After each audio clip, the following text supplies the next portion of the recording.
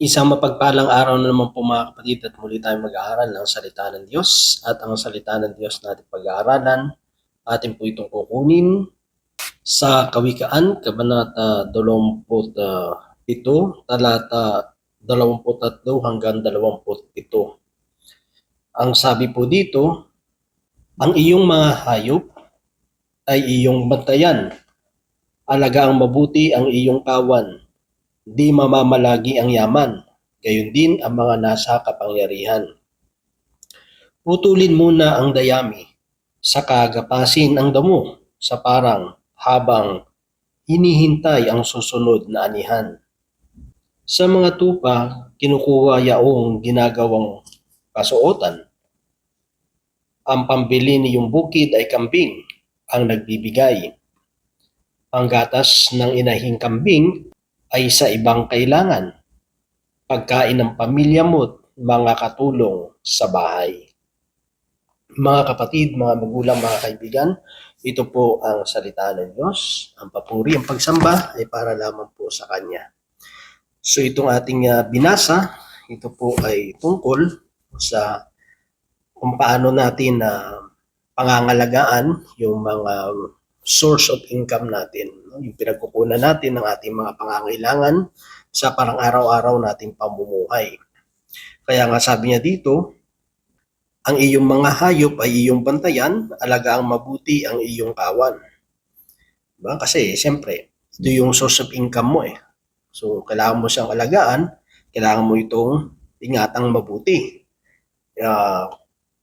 Katulad yan sa mga trabaho natin, o ano man yung mga source of income natin, yung trabaho natin, o kung ikaw may karinderya, may business ka, kunyari sa palengke, o ano man klaseng business, negosyo meron ka, o kaya trabaho meron ka. So ang pinaka-point dito, dapat natin itong bantayan, at the same time, dapat natin itong pangalagaan. Kasi bakit? Kasi dito tayo kumukuha ng ating ikabubuhay, ng mga bagay na ipapakain natin sa ating pamilya, sa ating mga anak, sa ating mga pangangailangan, sa araw-araw nating pangangailangan, di ba? Yung mga babayarin, yung mga bills, lahat. Kaya kailangan natin itong pangalagaan, dapat natin itong ingatan. Kung sa negosyo, dapat maging tapat ka sa negosyo mo. Huwag kang mandaraya. Kasi pag nandaraya ka, yes, malaki yung makukuha mo. Pero panandalian lamang yon kasi hindi mo maibibuild yung tiwala ng mga customer mo. Kapag nawala na yung tiwala ng mga customer mo, mababawasan. Hanggang bandang huli, hihina yung kita mo at hindi rin ito magiging kapakinabangan sa iyo at hindi rin ito makakabuti sa iyo. Diba? Kung sa trabaho naman, ganun din. Dapat tayo maging tapat, ginagawa natin yung ating matungkulin, yung ating mga responsibilidad na ibinibigay po sa atin. Huwag tayo puro reklamo ng reklamo. Kailangan maging asset tayo sa trabaho, hindi tayo liabilities. Kasi walang boss na matutuwa o kaya pananatilihin ka sa kumpanya niya kung puro ka reklamo ng reklamo at hindi ka naman gumagawa. Diba? Kaya sabi, yung mga taong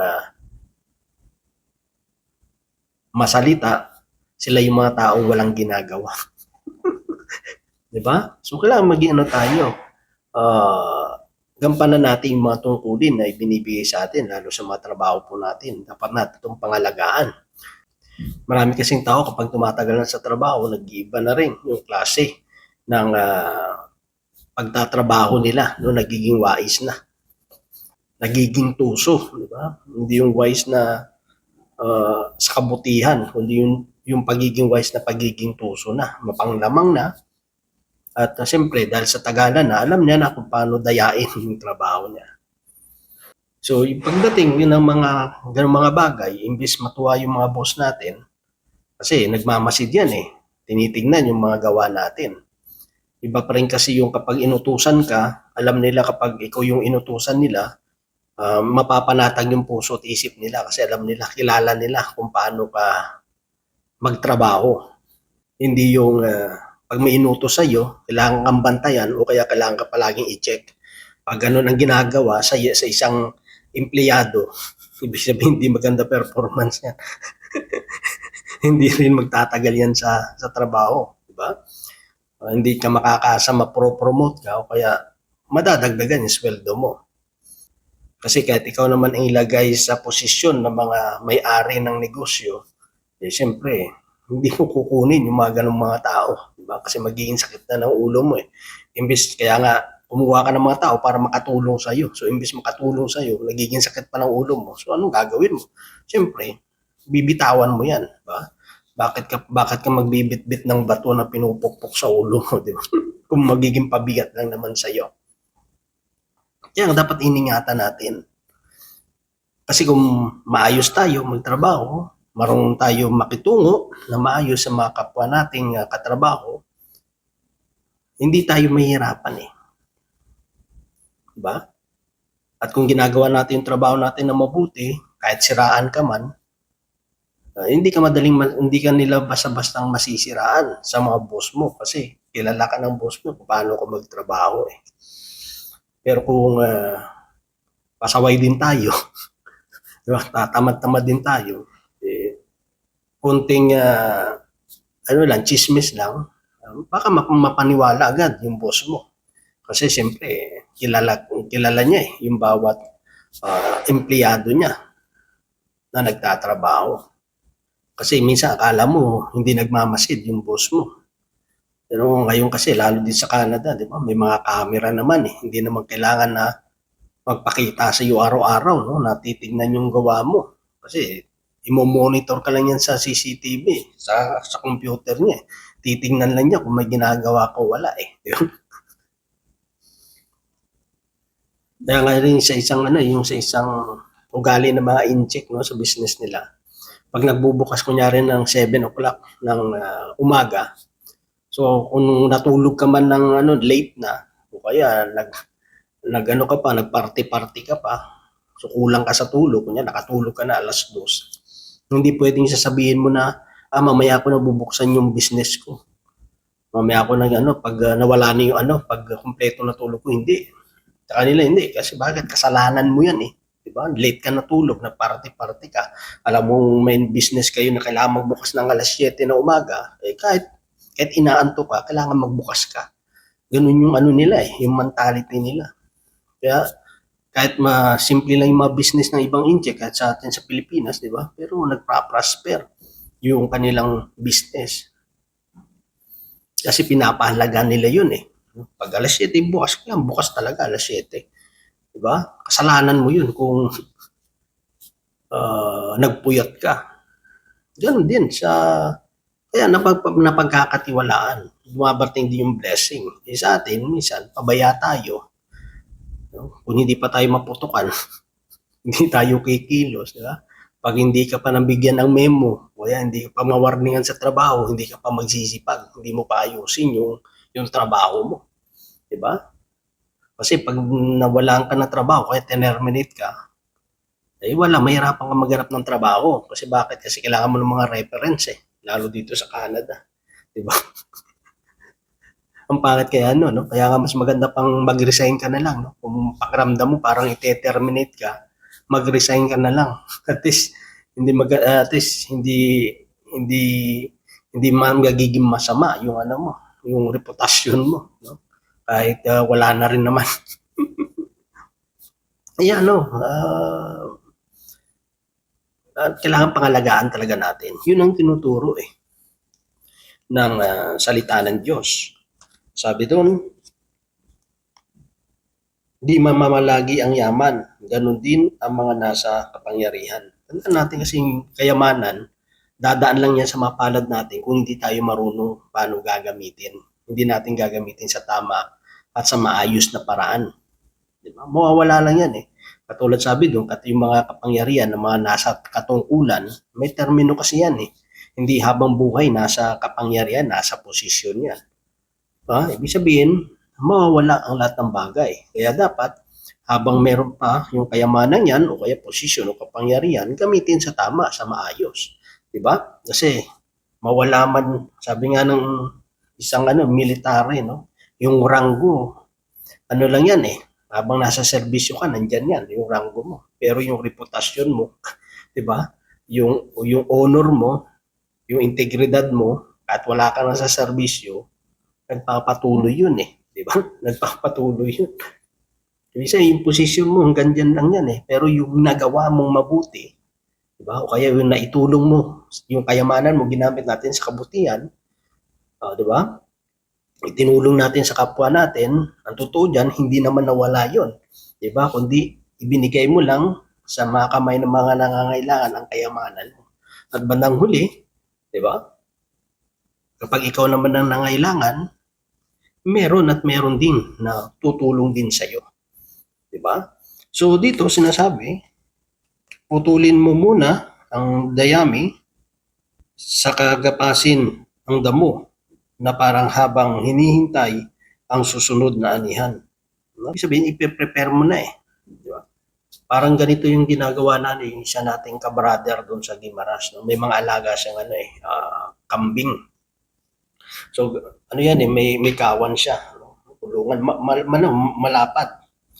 Tapos, kunyari, hatiin niya kunyari sa dalawang parte, no? Dalawang parte. So, kunyari, ito yung Bible ko, no? Kunyari, dito yung mga kambing niya na kumakain ng mga damo, no? So dito naman sa kabilang ulungan na ito, diyan naman ang ginagawa niya, binabasa niya ng tubig para tumubo naman yung mga damo, no?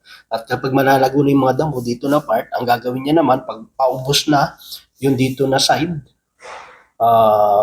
ubos na yung mga damo dito, wala nang maubos na yung pagkain ng mga kambing, gagawin niya, bubuksan niya, no?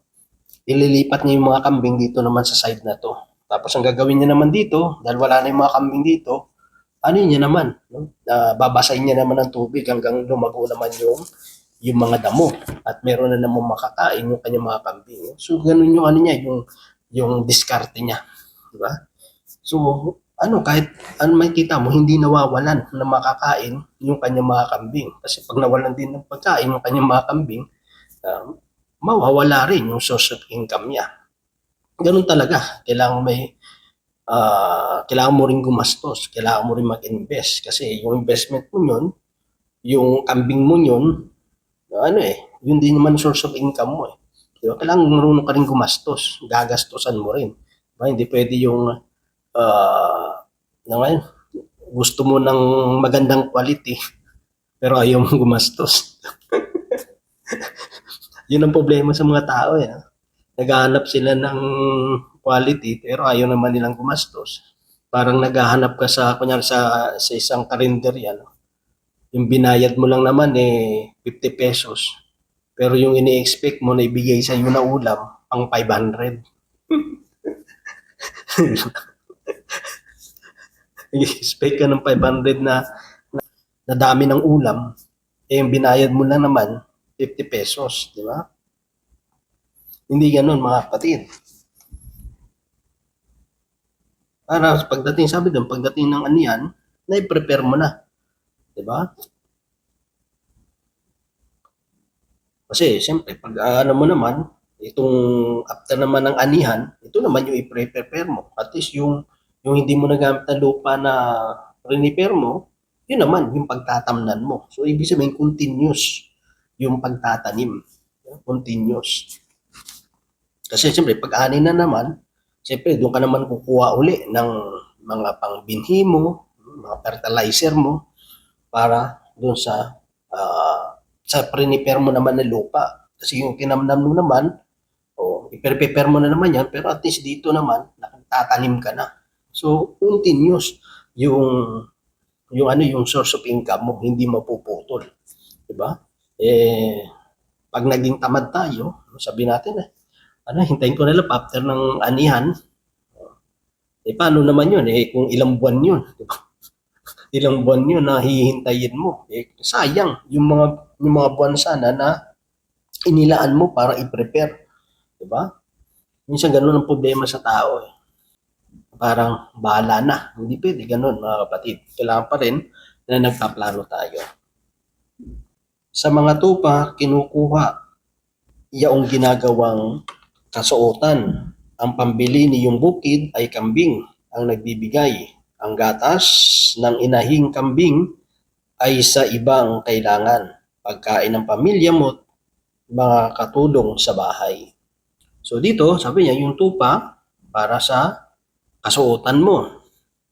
Yung kambing sa pagbili mo ng bukirin, di ba? Pag marami na yung ano mo, bili ka lang ng bili rin ng lupa para at least lumalawak na lumalapak ang yung lupain, no? Yung magiging source of income mo. Nag-i-invest ka, nag-i-invest. Ibig sabihin, marunong kang i-roll yung ano man yung source na meron ka. Tapos yung gatas ng kambing para sa mga pangangailangan sa pamilya mo at sa mga katulong mo, kasamahan mo sa tahanan mo. Ibig sabihin, marunong kang yung division, no? Yung i-divide yung mga pangangailangan mo. No? Marunong kang magtabi, ito para ito sa pagkain namin, ito para sa mga bills namin, ito para sa sweldo ng mga tauhan ko. Ito para sa health namin, ito para sa pension namin. So, yung pag-save mo at paggamit mo ng income mo sa tamang paglalagyan, 'di ba? Sa tamang pangangailangan. Hindi mo pwedeng galawin na ito para sa pagkain mo tapos gagamitin mo sa luho mo. Eh di anong kakainin nyo ngayon, di ba? Ito para sa dadamitin nyo. Tapos gagamitin mo sa iba. So wag mong gagalawin 'yon, di ba? Kasi na-separate mo na 'yon eh. Ito para sa ganito, ganito, ganito. Kasi pagdating ng time na kailangan mo na 'yon, eh dahil nagalaw mo, ano pang gagalawin mo?